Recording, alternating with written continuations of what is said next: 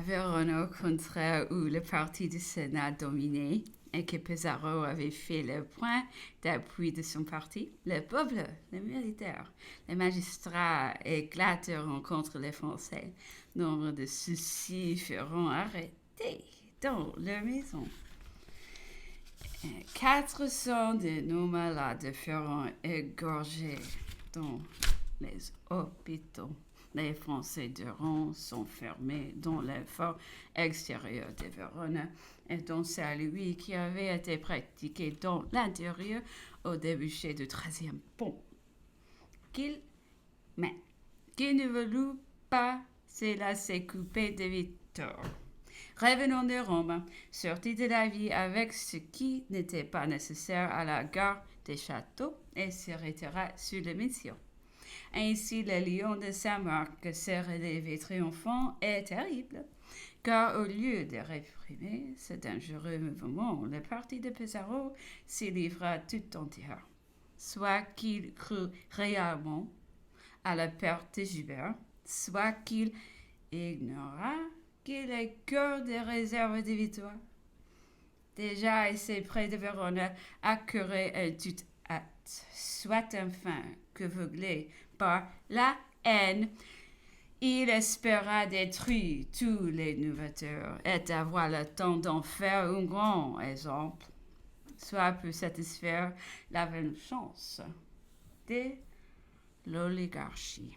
Il inonda la terre ferme de détachements d'esclavons et poursuite des patriotes avec fureur et en son nom les toxins, mais faisant retentir partout les cris de mort aux novateurs et à leurs partisans.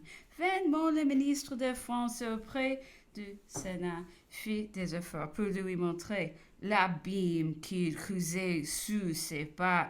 Vainement, il désavoua les désastres du Tyrol et ceux des armées des Sombres et Muses et du Rhin. Vainement, il lui fit connaître le plan de campagne, lui apprenant que le mouvement de Joubert était un mouvement combiné qui marchait sur la Carinthie par les buts de Stoll, que loin d'être perdu, il avait atteint son but.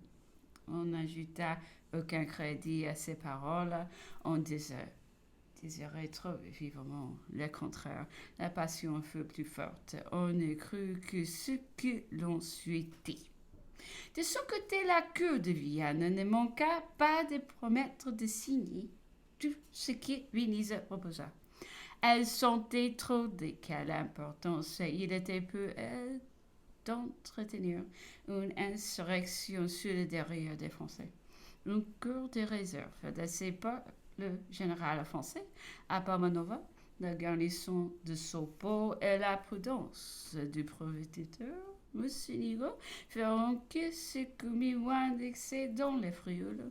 Peut-être aussi, plus près de l'armée française, on est fait mieux instruit de la vérité. Cependant, les Vressiens et autres de la terre ferme, ainsi que tous les Italiens des républiques montrèrent du courage et de la force contre les Vénitiens. D'un autre côté, il sortit de tous nos dépôts des bataillons de marche et de nos places fortes de trains d'artillerie. Quoique tard, la division Victor arriva enfin de l'expédition de Rome et Vérone fut bientôt bloquée par une armée. Toutefois, les insurgés feront une vive résistance. Ils ne céderont que de forces supérieures et à des attaques réitérées et se maintiendront jusqu'au 24 avril, de que le général français fut instruit du désordre et des meurtres qui se commettaient sur derrière. Il expédia à Venise son aide de camp. Junot, s'il chargea pu le Sénat d'une lettre datée de Judenburg du 9 avril, conçue en ces termes. Dans toute la terre ferme, les sujets de la sérénissime République sont sous les armes. Les cris de raillement et meurtres français. Le nombre de soldats de l'armée d'Italie qui ont été les victimes s'est montant déjà à plusieurs centaines. Vous affectez en vain de décevoir les attroupements que vous-même avez préparés. Croyez-vous que, quand j'ai pu porter nos armes au cœur d'Allemagne, je n'aurai pas la force de faire respecter les premiers peuples du monde? Pensez-vous que les régions d'Italie puissent souffrir les massacres que vous excitez? Les sangs de mes frères d'armes sera vengé. Et il n'est pas un seul bataillon français qui est chargé de cette mission généreuse. Ne se sont 3 fois plus de courage et de moyens qui ne lui en faut peu vous punir. Le Sénat de Venise a répondu par le plus noire perfidie à notre générosité soutenue à son égard. Je prends le parti de vous envoyer mes propositions par l'un de mes aides quand chef de brigade. La guerre ou la paix, si vous ne prenez-vous sur les champs toutes les mesures pour dissiper les attroupements, si vous ne faites plutôt arrêter et remettre entre mes mains les auteurs des meurtres qui, c'est comme étant la guerre est déclarée. Les Turcs n'est pas sur vos frontières. Aucun ennemi ne vous menace, et cependant vous avez fait arrêter des désigns prémédités des prêtres pour faire naître un attroupement. Elle est tournée contre l'armée. Je vous donne 24 heures pour le dissiper. Les temps de Charles VIII sont passés. Si malgré la bienveillance que vous a montré le gouvernement français, vous me réduisez à votre faire la guerre, ne pensez pas que le soldat français, comme les brigands que vous avez armés, a ravagé des champs du peuple innocent et malheureux de la terre ferme.